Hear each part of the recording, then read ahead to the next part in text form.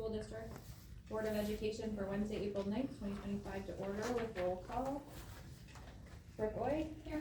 Jan Carlson. Here. Corey Schmidt. Here. Tyson Martin. Here. And myself is present. Item 2, Administrative and Department Reports. Community Education Coordinator Report. For my community education updates, I am going to cover our top 2 overarching goals. And then within those goals, I'm just gonna briefly touch on current achievements and looking towards the future objectives. So our top 2 overarching goals are to improve program quality and increase program offerings. Within improving program quality, our current achievements, number 1 for me coming on board was rebuilding the trust with our instructors and our participants. With the turnover in the position, that kind of took a little bit of a hit, and I wanted to build that back up through concise and timely communication. Reached out to past, current, and future instructors, kind of identified what their needs and concerns were, and the same thing with the parents of the participants, just trying to understand what they needed from community education, what they thought they were missing. Worked with our financial coordinator, Michelle, to make timely payments to instructors. That's something that, number 1, was not very clear in the instructor handbook. So instructors, as they came on board, the communication with when they would be paid was not very clear. And it was kind of lagging behind. It could be 2 to 3 months after an instructor completed their course before they are getting paid. So now we have an actual policy procedure there that they will get paid net 30 with a goal of within 2 weeks of when that time period ends. Another achievement was bringing all of our program tracking up to date and current. Participation payments, bringing those current. There is a lot of overdue payments and participant payments that weren't being tracked, and those were brought back up to current. Instructor payments I already touched on, and an analysis of registration data. A lot of our information that we were collecting was not relevant anymore, and so just making certain that the registration data we are collecting is relevant in what we need to run our programs. And then another area of improvement that I've worked on is process and program improvements, updating policies and procedures or creating them where there were not policies and procedures, and just kind of taking an analysis of our current programs and our policies and procedures and where we needed to update that. Just as an example, driver's education, we really didn't have a lot of policies and procedures out there, so I have worked with Josh Marincel on that. Did I pronounce his name right? Pretty cool. Okay. To create that. Moving forward, right now, we do not really analyze our programs that we are offering to see if participants are enjoying them, what they like, what they would like to see improve. So after every single class, I will be sending a post-class survey on the very last day of class, so that's fresh. That's when people want to give feedback, good or bad, and so we want to make certain that we're getting that right away. A timely analysis of that data, and then creating an action plan with the instructors based on that feedback to make certain that we are actually making the changes that are needed. I really want to be able to get out there more, creating partnerships and building trust with parents in the community, kind of taking that back seat, listening, receiving the feedback, and acting upon that. And the second overarching goal is to increase program offerings. Since I came on board in December, on the left, the current achievements, those are all new programs that either we have offered in the past but have been dormant for a while, and then some are brand new. The Family Open Gym, we had 5 sessions. That was very successful, very positive feedback. We had 5 sessions, 30 to 40 participants at each session. 2 new music classes. Unfortunately, we haven't had much interest, but it's kind of trial and error, so we need to find out why that's maybe not taking off. We have a new instructor that's actually, she has great talent. She's a fitness instructor, but she also is a retired professional artist. She's working at the aquatic center. She is running the Art Adventures class for elementary and intermediate school. She's gonna have a beach retreat this coming Saturday for adults. And she is also gonna run some summer programming for us. So she was a great find in the community. The Let Grow Play Club and Community Game Night, that was something that was brought on by 2 teachers here in the school district. The Let Grow Play Club is actually very successful with 20, I think, participants, or close to 20 right now. Community Game Night, it was successful, not a lot, but again, kind of, I think timing of it, the time of day, and those are just things that we need to look at. We added new piano and dance students. Piano and dance start in fall, and unfortunately with the turnover in the position, the communication that went out, we missed a lot of piano dance students, but we were able to, with renewed communication and advertising, pick up new students. I have been working on a potential partnership with UW Extension to bring in programming, some that would be run directly through community ed, where we handle the registration and advertising.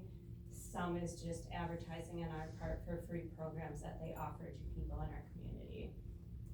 The DNR safety courses were reinstated, so this summer we will have boater and ATV safety courses.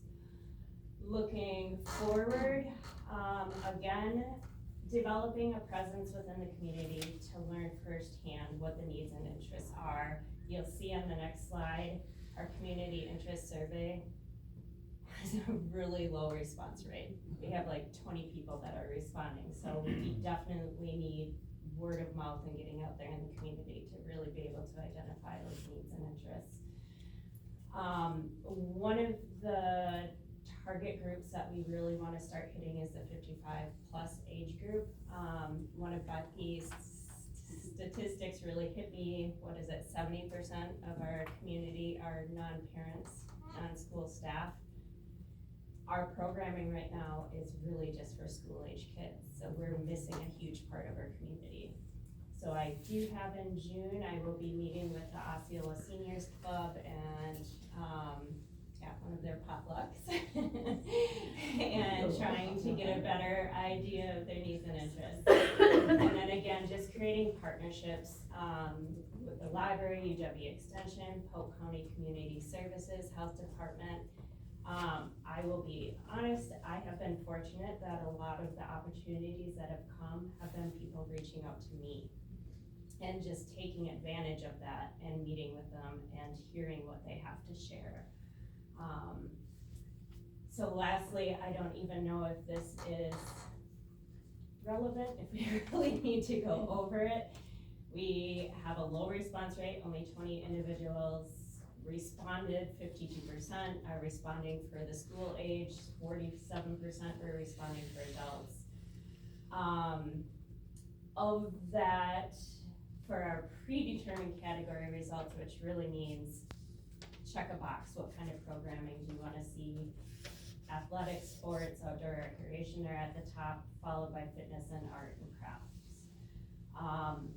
I saw on the open-ended question, no repeat trends or requests.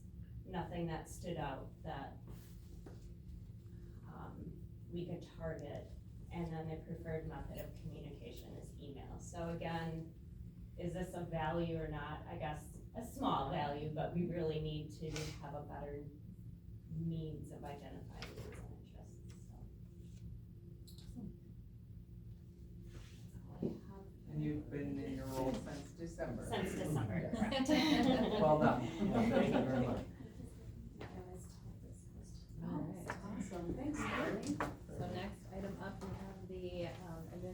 reports, and I'm gonna start at the bottom, which will be, Dr. Stas. Okay, all right, ready? So, we have talked a few times about special education services and what are they and how does all of this happen and come together. So I thought I would delight you with some slides to make sure that we all are on the same page. So again, the purpose of the presentation is just to provide a clear understanding of what special education is, why it exists, and how we go about identifying students. Because I have had people ask, can't we just not have special ed? I've had people say, well, how come you have students in special ed, can't you just remove them? So again, it's a process, and we're just gonna kind of walk through it together. So what is special ed? Oh, by the way, Ruth is here too, so like, she's my backup. So when you ask me the hard questions, I'll just be like, Ruth. So, yes, she's our special ed coordinator. Right, it's a system of support designed to help students with disabilities succeed in school. It's not a separate school or a class. People who've been around here for a long time remember we used to have something called the special ed school up in Polk County. That hasn't existed for years and years and years. So in Osceola, when a student has a disability and needs special programming, we do it here. So how do you qualify for special education? And again, this is the surface level, a little bit deeper than, right? I don't know, it would be a boat instead of a plane to look at it, but it's a big ocean. So there's multiple steps, right, to qualify to get an IEP, an individual education plan. So very beginning of time, you have to look at where are students at and how do we know that there's any kind of indistinct step. So this is a chart, and I just know that you're gonna love this because for those of you who read left to right, you have to read in S format, right? So step 1, 2, 3, 4, just wanna make sure you all step. So in 2010, the qualification guidelines for special education changed. And you'll see under unfunded mandate. Because what happened, it used to be in the old days, right? A teacher would say, or a parent would say, hey, my student's struggling. They would agree, and then there would be testing that would take place, and then you would decide, did the student qualify? That's not how it rolls anymore.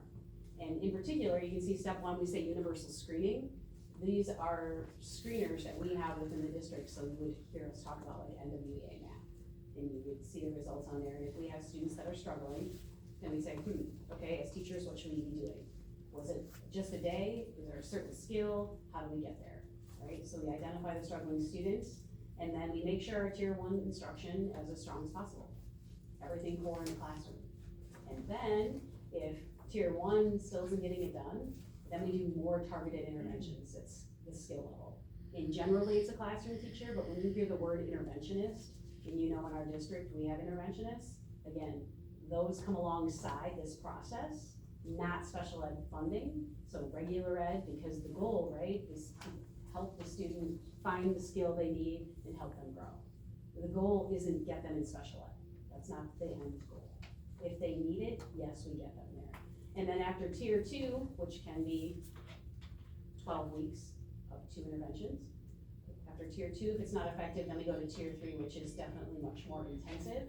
Learning alongside a small group, could be 3 to 5 students and 1 professional educator. And if they are not growing, then we need to talk about a decision. So just process-wise, we talk about no growth. So after providing the interventions, then what happens? Then there's a comprehensive evaluation. And there's 13 different disability categories. Ruth can say them by heart, I cannot. So when you think of timeline and process, this is for real our checklist that we use in the district. So 45 days prior to a meeting, here's what you need to do. 30 to 45 days, 30 days, 5 to 10, the day of, and 3 to 5 days after. So again, this process, it's a legal process. So it's not like kind of sort of these deadlines, these are the deadlines. So that's one of the pieces when you think about teachers and school psychs and the admin assistant just for special ed, they're all working in tandem to ensure that we hit all of these deadlines. What happens if we don't? What happens if we don't? To just start all over again? It would depend upon what we are not meeting in the area, but we would get cited and we wouldn't be servicing the student to the best of our ability. And then if we don't hit it in an initial, a student cannot qualify, and then we have to start the whole process all over again, and you can't do that within a year's time. So then there's a lack of service for that. So, right, we're family kid, essentially, is what happens when this happens. It's big, heavy work. So the eligibility determination meeting just itself, to qualify, a student has to meet 2 criteria. So they have to have a documented disability in one of the 13 recognized categories in Wisconsin. And it has to significantly impact their performance in school. So sometimes a student can have a disability that does not impact their learning in school. And that's a hard thing to understand. So, and I think it's super important, simply struggling academically doesn't mean you will automatically qualify. And there is, right, we want students to succeed. Parents want their kids to be successful in school. So when their kid is coming home struggling in math every day, it's like, man, do they have a disability? In the old days, it might be, oh, we'll just test them. No, this is where we do tier 1, tier 2, tier 3. And all honesty, and I know we all know this as educators in the room, but learning is challenging. Learning changes your brain. Learning is hard.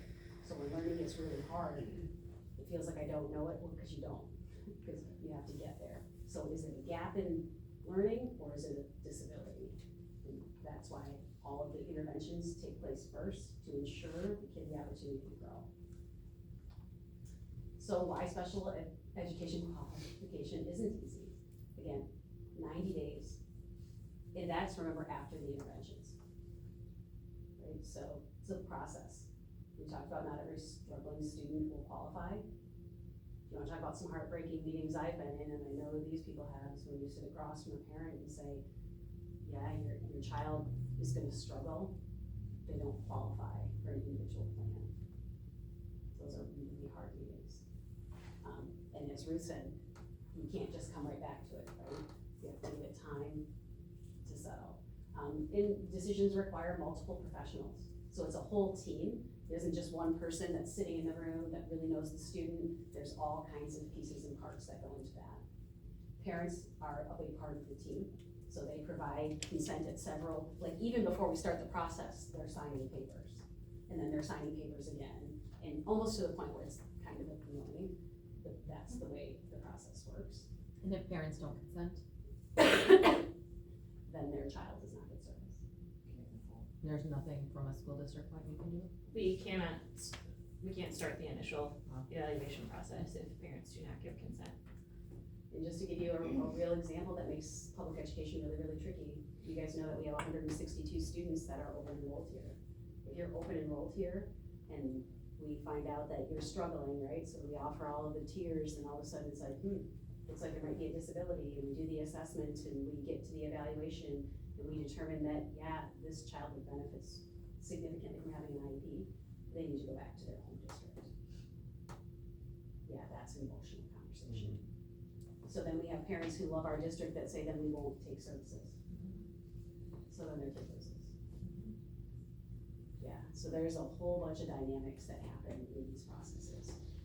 And again, it's a rigorous evidence-based process. This isn't us making it up. We have to follow guidelines. The amount of paperwork, I mean, it's super easy to Corey, but for most people, it's a pretty big challenge. Sorry. So, yes, right. So staffing for special ed, so we say there's people, there's special ed coordinators. So these are the leaders of the departments to make sure that all the work is getting done, and to support teachers to make sure they have what they need. Then you have special education teachers who provide the specialized instruction, tailor the individual learning. They go to special schooling to make sure that they can serve students. They manage paperwork and testing and programming. You have paraprofessionals who provide direct support for the students that need it in small groups or for individuals.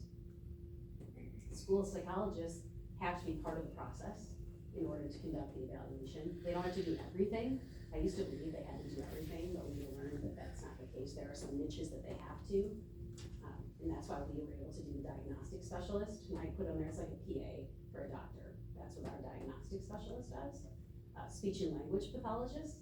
So they support students with communication challenges, including speech, obviously language, and also social skills. We have occupational therapists for the fine motor, self-regulation, independence. We have physical therapists for gross motor skills. We have an administrative assistant, talked about that helps us manage all of the pieces and parts, the paperwork, and then other services, so audiology, vision. Yeah. You see I stopped, cause that's all I did, I put et cetera. Okay. So then what's the staffing in Osceola School District for all those positions, you're probably curious. So we have 1 FTE for special education coordinators. We have 15 certified special ed teachers across the district. We have 27 full-time paras. We have 1 FTE as school psych. We have 1 FTE as diagnostic specialist. We have 2 FTE as speech and language. 1 FTE of OT. 0.25 a physical therapist. 1 FTE admin assistant, which was 2 until last year. And then the other 0.1. So in our district, 49, almost 50 people dedicated to supporting students with IEPs, and obviously this doesn't include the general ed. So just, I think it's very, very important to recognize this magic doesn't happen without lots of people. So now we're gonna go into the funding part.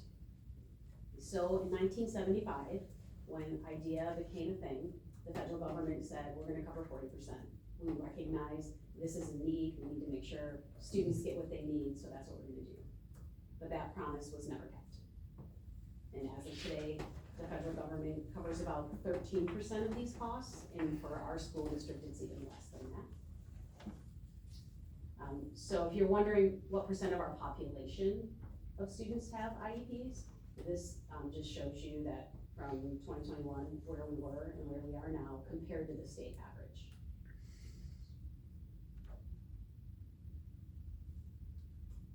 And then it's super important, like individual education plan really means that. So every student that we serve gets a plan that's based on what they need. And I can tell you, none of them are the same, right? We get good at certain things, and based on the needs, that's what we provide. So how it works again. So I thought this was super interesting, right? That's a lot of words, so I'm not gonna read them to you, but about 7%. But our revenue, which should say 24-25, is up 36,000 for state aid. Our revenue is 916,000.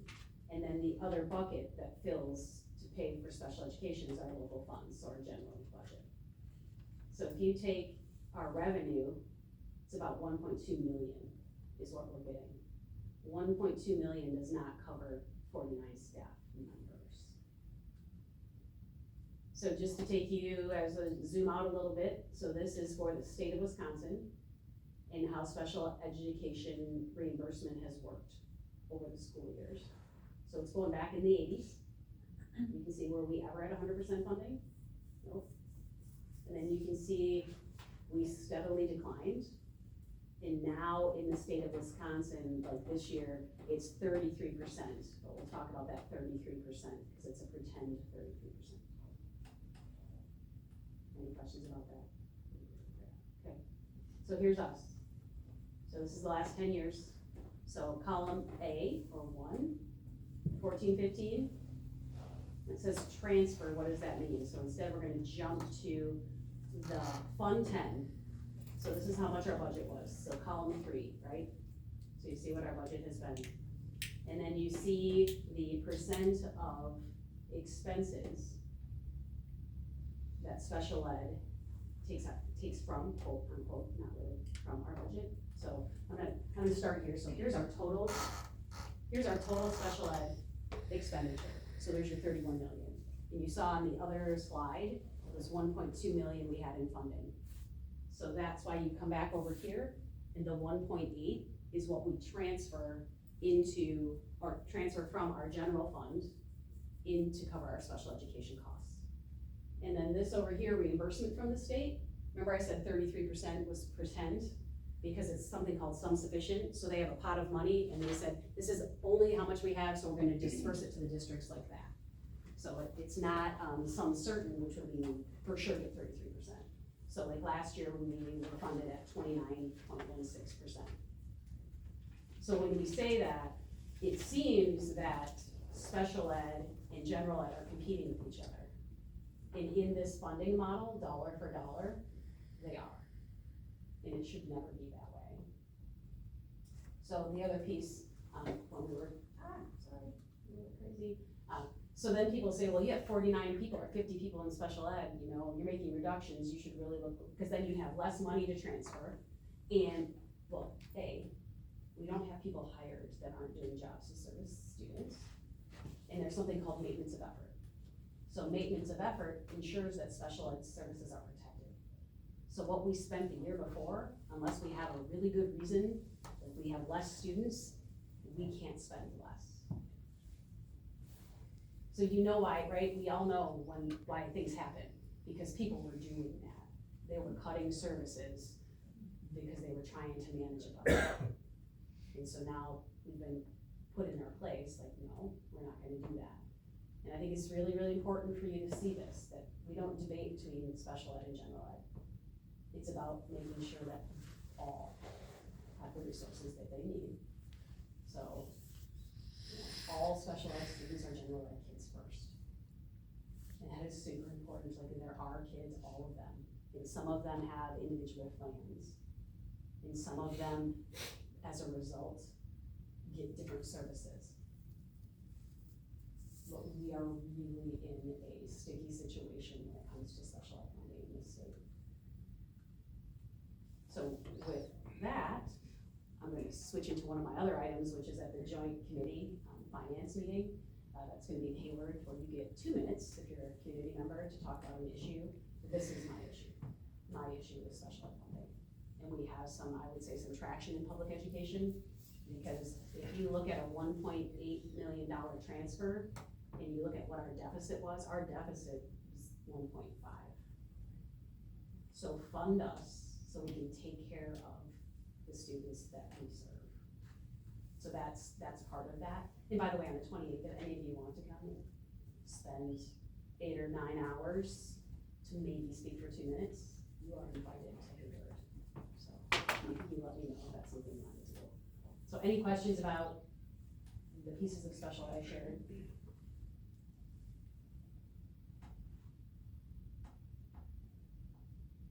And you're talking about the federal, is that flow-through money? That's not flow-through money, it's like a grant, it's treated basically like a grant, Yeah, but, it's a dollar for dollar reimbursement that we would get for any expenses that we have. It's a very small amount. You saw $336,000 on a $3 million budget. And it is tons of paperwork. I mean, it's like, I think about making claims and Shannon making claims, it's every single piece, yeah. With all the information. Is that your SPS one? and That's- is that potentially being cut with the stuff that's going on in Washington? I mean, have you guys, We've received information that what it would look like if it was, if federal funding was cut, and for us, that would, I think, equate to 6 positions, they said. Oh, it's 953. That includes our the federal piece Yeah. includes food service too, so we combine all that together. And that's something that we do put out, that's not something that we put out. When you said 33%, I was like, why did I get that high? It's not. So that's helpful to That is remember the that other that's how it piece. calculates out. 'Cause Yeah. People hear that and they're like, Yeah. oh, that's the highest it's ever been. Well, it's They not. are asking, well, that's part of the ask, is Right. that it does turn to some certain rather than some sufficient, so if they say 40%, it is a true 40%. Because from a budgeting perspective, we high budget that. You don't. Yeah, we budget at 33%, but it comes in at 29. And there's so many pieces, Ruth probably wants to correct some of the things that I said, or add to it. Patty, do you have anything that you wonder as a student? You see the kiddos at the elementary that need service? Just some kindergarten partner at least for can get services. Cause my brother, went always to Osceola and we had to come back here because he couldn't get services there.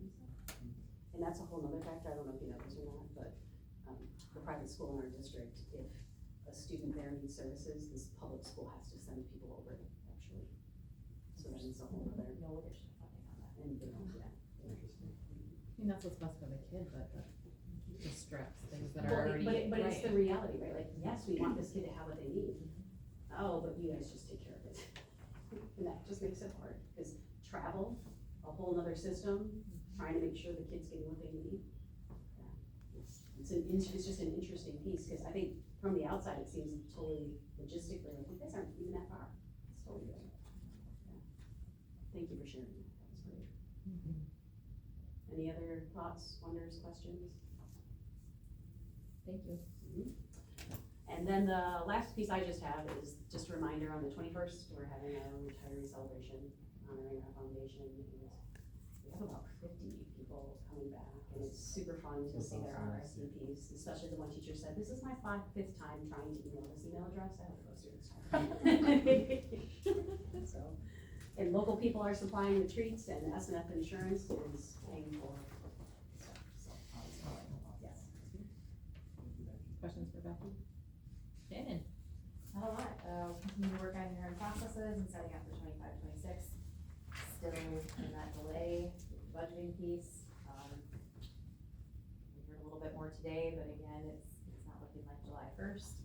And then, we're still working on closing out 24-25 and prepping as best we can for 25-26. Yep, it's scheduled, yeah, or you're gonna have to wait and see. I'm assuming it's going to, they usually hold the same week for you that you had in the previous years, so it's, I think it was about the second week of August that we had it. Or that we would probably get it. Scott Newton. Hello, just a reminder, Catch Me If You Can opens up this weekend. Kids are excited, and they've put a ton of time in, at OHS till very late at night. Most nights, and along with everything else they're doing. Soul Ensemble had a big day on Monday, and I take some notes here so I said it accurately. Both band and choir, so we have 18 total students that qualified for state, 14 in choir, 4 in band. Our jazz band also received the top score. And then 2 individuals that kind of call out, Hazel Wicklund for vocal and Andre LaBuena Anderson in band, both got best on site, which means that they were the top performers in their room by that judge or during the whole day. So that's pretty impressive stuff, and they did a nice job all day on Monday. Our OHS conferences are coming up April 23rd, or to be mid-trimester, I guess, if you will, and from 3:45 to 5:45. Athletics, things are moving on. All our sport teams in the spring are in action. As of yesterday, all had a competition as well, which is pretty crazy. Sometimes by this time of year we still have snow, so everything's busy moving. You saw, as you walk up this morning to it, or sorry, this evening in track with the middle school kids out there and high schoolers. It's good to see.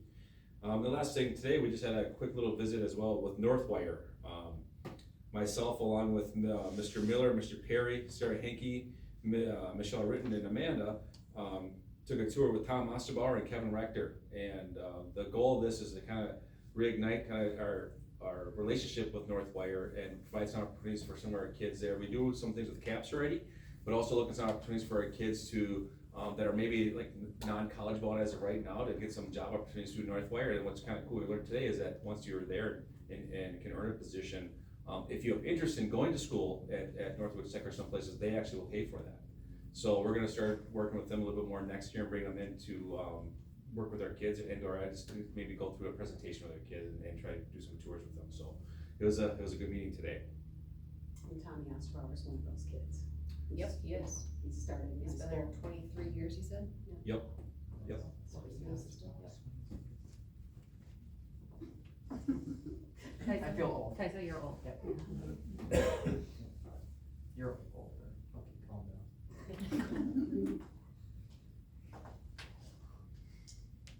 Do you have one more to say about athletics? I'm good, thank you. Nope, okay. Amanda Meyer? All right, I had a linked in there the April newsletter, but probably the biggest thing is we had our ACT, pre-ACT and forward test today, so it was a big day. Huge shout out to Nicole Brown, because we coordinate with her, of course, but she takes on all the heavy load for getting today ready and organized, from breakfast to snacks to schedules to room assignments to where kids are gonna be, all of that kind of stuff. So it was a big day. It was pretty successful. We had almost everyone in attendance today, and very little hiccups, so. Yeah, only 12 kids are going. I think anytime, we're all built on structure, right? And for kids too, anytime we have a day like this that's not the same, it can be difficult for all of us to a certain extent. But the OHS staff did awesome. Our kids were really good this morning. You know, who wants to sit for 4 hours of testing?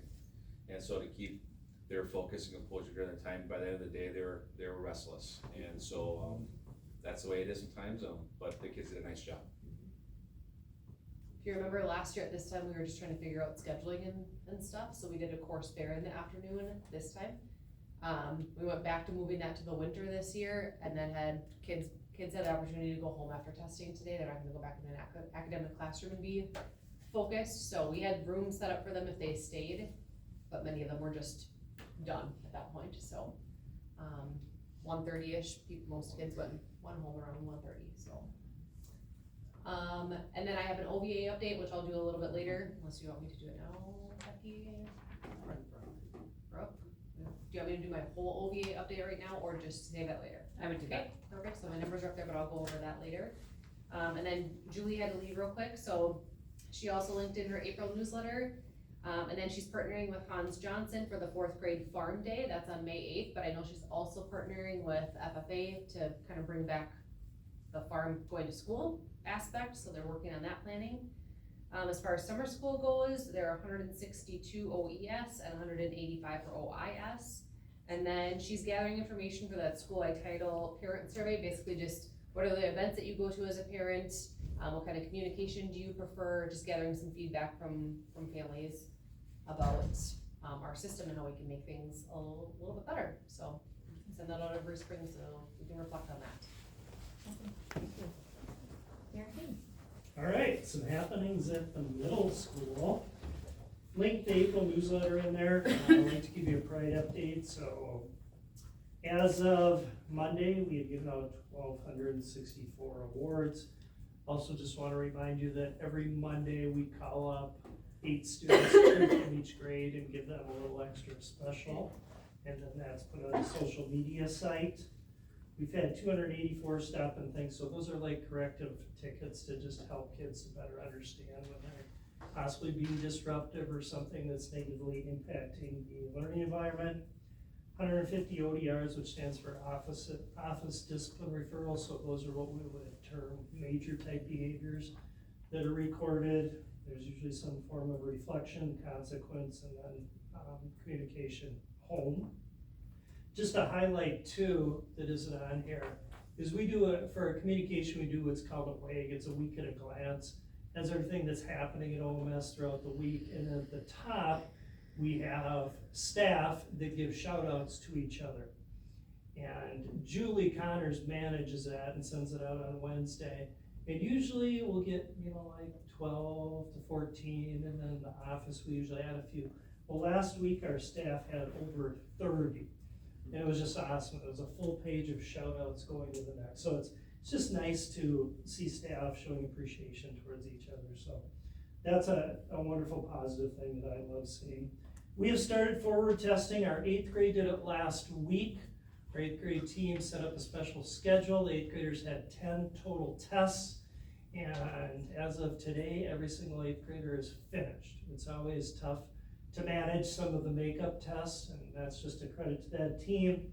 And then our counselors, Kristen and Lisa, do a wonderful job of scheduling and keeping up with the teams and supporting that. Our 5th through 7th grade are taking language arts tests this week and math next week.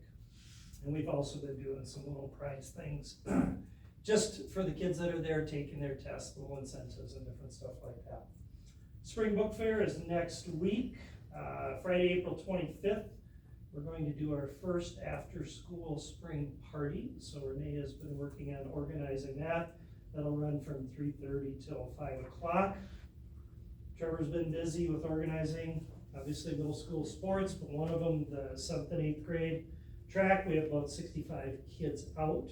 So Scott was commenting, it's just wonderful to see the activity after school behind the building here. Kurt Campbell is taking 25 of our students for a jazz band competition in Eau Claire. They are leaving bright and early Friday morning at 6:30, which I'm sure they're very excited about. And we have about 140 students that are signed up for summer school. So Bobby is going to start to work on scheduling those. We also, in the next week and a half, are going to do our first severe weather drill, which will be interesting. So what's your ratio for the year? Our ratio for the Pride, Mhm. well, I told you before spring break, we were 5-1. We've had a few tough weeks since then. I wondered, it wasn't there, so. Yes, I think it's like 4.4 or 4.5-1. And we're still, working on encouraging that. So it's something new, and you try to stay positive, but yet you don't want it to be overly forced either. Correct. So. Alright. Questions on any of that? Thank you, administrators. Item 3 is aligning and developing our facilities to best meet educational safety and security goals. Item A is budget update. Don't spend a lot of time on this because we did just review this about 2 weeks ago. Just a couple of things to point out on the revenues. We did receive that third payment of our equalization, so about the middle of the page, you can see, we're at almost 6 million on that. We'll get the final payment in June. And then we have received our per pupil aid, it's still in the same category, a little bit lower than the equalization aid. So those are the 2 big payments that we've received thus far this spring, which is, drastically increased that revenue, and we'll continue to see more of those payments come in. Again, common school funds comes in at the end of the month, it's a little over 100,000, and then as we work through the end of the year, we'll round out the equalization aid and per pupil aid.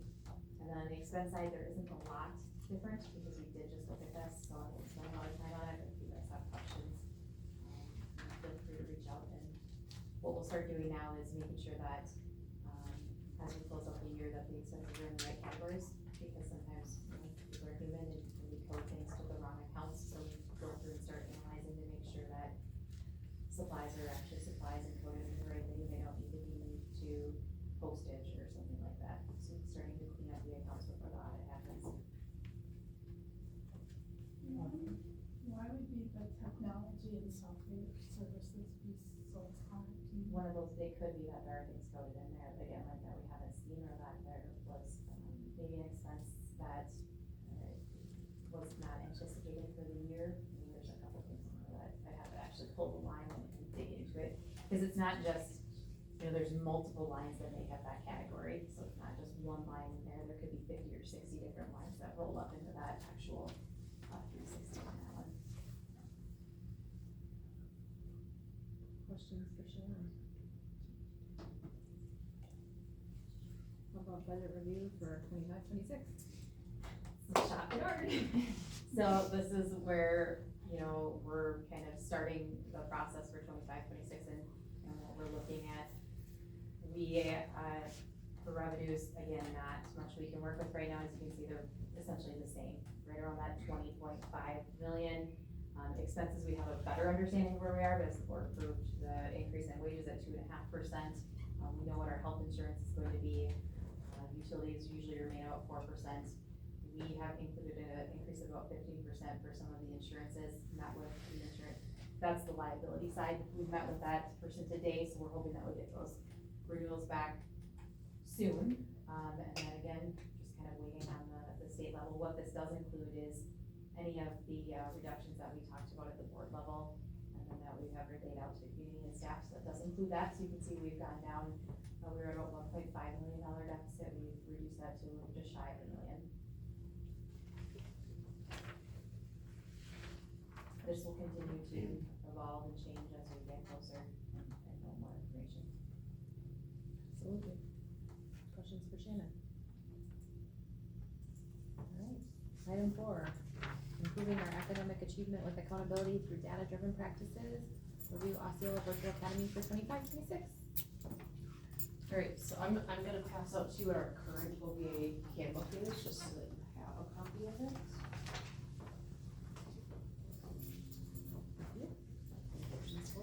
Thank you.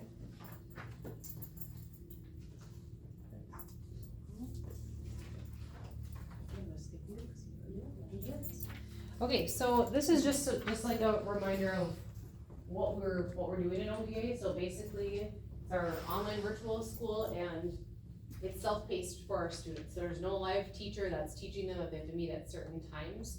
It's all on their own. We register for whatever classes they need to have. And then they log in whenever they want to. So I had a kid here today that they still have to do their assessments at school. So like those OBA kids still had to come in for testing today. So one was talking about, like, I love my schedule because I can work during the day and then I start my 4 or 5 hours that I put in, starting at 5 p.m. So it's just very flexible for them. That works for some kids and that does not work for other kids. So, but the kids that are in it right now have found a lot of success. It's been kind of fun to watch them grow from semester to semester. You can see on my board report that I put in the grade breakdown for this year. So K through 8, we had 0, 9th grade we have 3, 10th grade 3, 11th grade 5, and 12th grade 6. So as of right now, my 12th graders are almost done, maybe one more week left for a couple of them, but they're very close. As soon as they're done, they're done. They still participate in graduation though, so. When you actually look at what's up on the board right now for numbers, you're gonna see that our current numbers actually say K through 5, I have 3 students up there. That's just because I had 3 students and then they dropped out, we still had to pay for them. Okay, so that's still a cost to the district. Those other 17 kids that we have that are in 6th through 12th grade, they're all actually 9th through 12th grade. So that's our other cost. One thing that changed just price-wise from last year to this year is that all of our middle school through high school courses increased from $250 a course to $275. They can take up to 6 courses per semester. So semester-based versus trimester-based, that adds a whole nother element when we're trying to transition from OVA or from OHS back and forth. So that's a challenge for parents if they're not sure if they wanna try it. We do a 2-week trial just to make sure, because there's some elements of switching back and forth that makes it hard. One other challenge of this year has been Act 20. So there's a lot of assessments that are required by law this year for elementary students. And that's all about reading, remember? And so if they score at a certain level, then we need to put in a reading plan for those kids and provide intervention.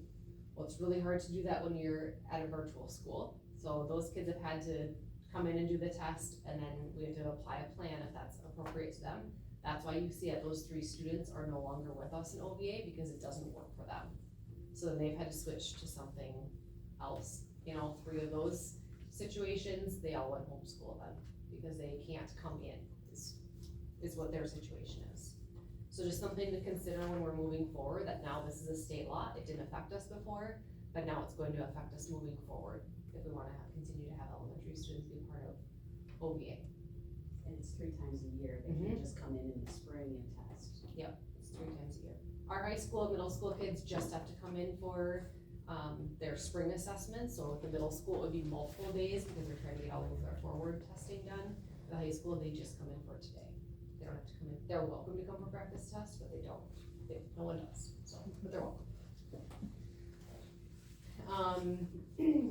Any other general questions about OVA right now? Okay, the other thing that I would like to change in our handbook is just clarifying what on-campus attendance looks like.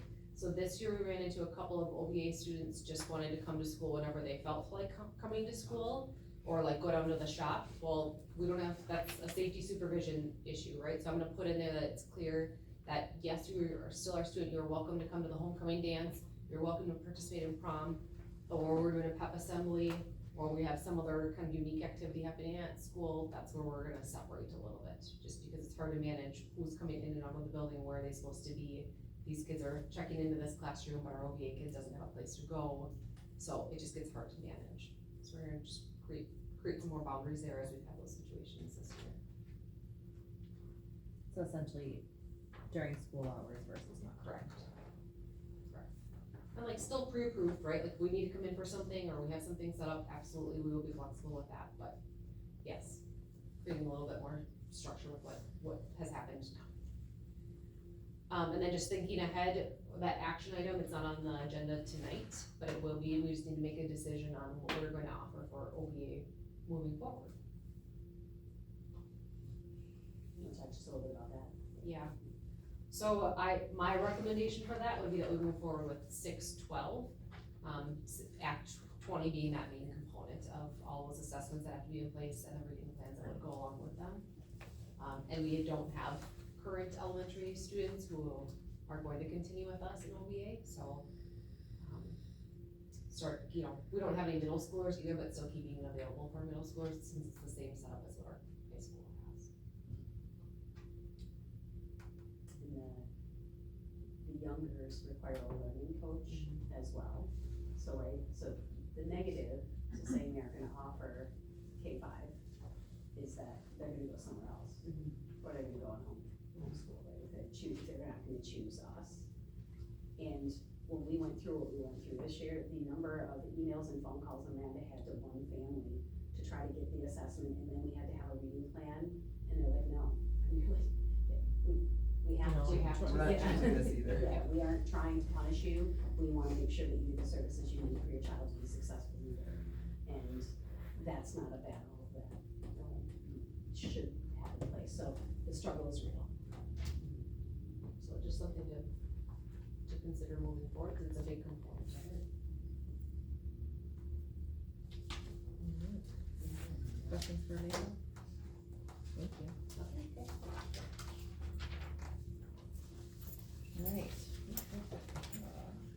Alright, item 5, aligning, developing, and supporting our staff. A is review summer school staffing. Just wanted you to have an opportunity to see where we're at, see if you had any questions, in case the principal's left. I was curious to know if our numbers are similar to last year. With students, do we know that yet? I have no idea. I'm sorry. Darren, do you have any idea what you? Well, I think last year they were about 155, we're about 140, but You'll always I mean, we get some, said yeah. April 4th. Oh, right. There's probably gonna be a slow trickle of some. Absolutely. It's, I mean, we're 15 or so short, but. Okay. And I would say that legit wise, like, since COVID, we have not had the return of summer school like we had in the past. It just isn't the same number of families that are opting in for the full 4 weeks.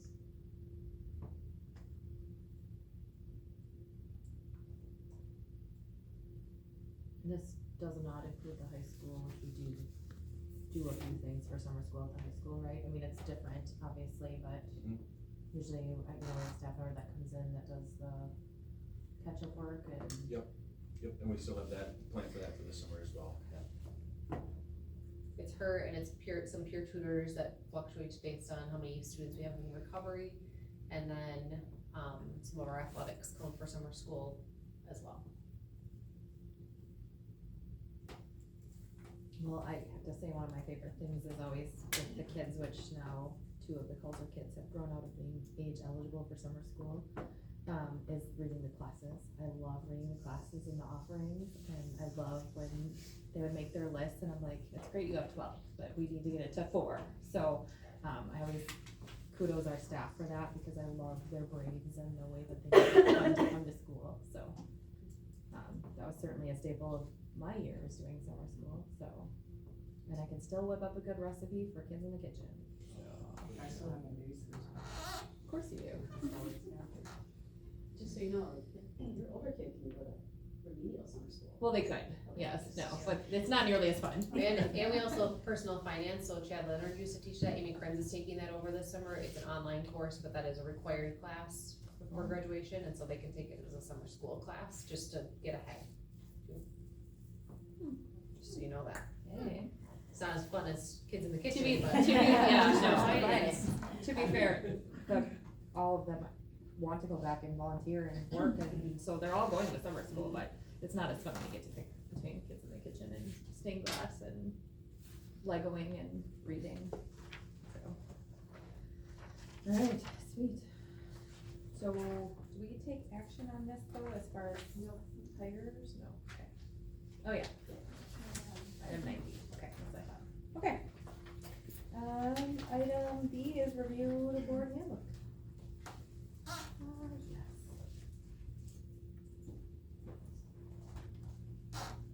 as we all know, we have worked a lot on this. This is a product of a few, workshops and the year in review, and huge kudos to Trish and Becky for putting in a lot of hours, helping us get it all in there. I think one of the things that I took away from, and I would love to get feedback from the team, is, you know, we have every intention of approving a handbook, but my understanding is that we wouldn't come back and necessarily, if there was a change, bring it back for a change, you know, in real time. It was, we are agreeing that we are going to operate as a cohesive group with this as our guiding document. And so if a Wisconsin state statute changes, then it'll automatically update. We're not gonna bring it back and review every line.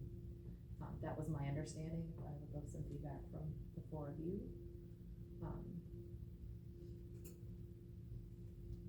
Thoughts of things that are missing?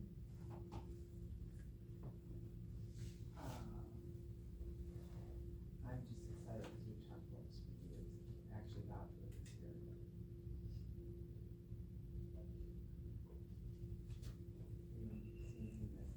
I think too, we got more of like a guiding, coaching.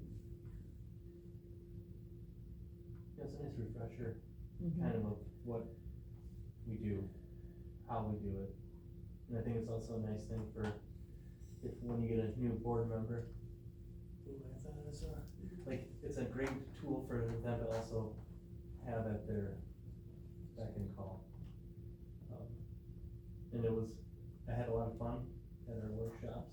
It was a good time, and we learned a lot, and I'm really thankful that we did it. Would you wish you would have had it 3 years ago or however many years? Yeah, honestly, when I first got on, I wish this would have been here. Right, cause the 5 of us and admin understand, but the governance role, right? That's what we've all struggled with understanding, the governance piece. Yeah. You know, that we don't have a hand in day-to-day operations, that's why we have Becky. But there's times that people wanna deviate for it, they're mad at how long the length of the grass is. And they wanna grab you at the grocery store about it, and so having it written out as to our collaborative expectations is, this is how we would handle that. I think it's just so helpful. And the links are active, so you can click on the chapter and make sure they're there.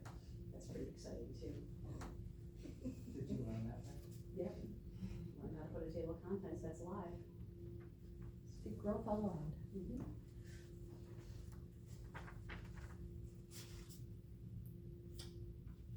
Alright, But I also think we talked about, it's a working document, like we are gonna come back to this, not all the time, but we can make new notes.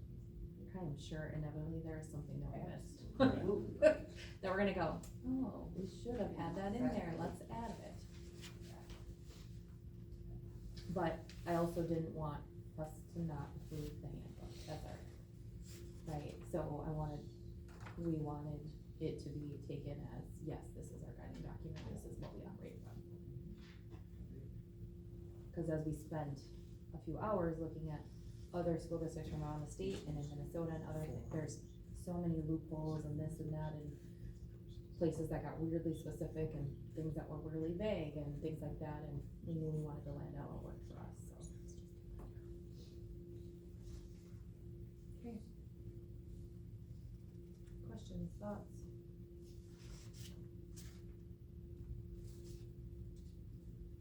Well, we have 3 minutes, 2 minutes to 6.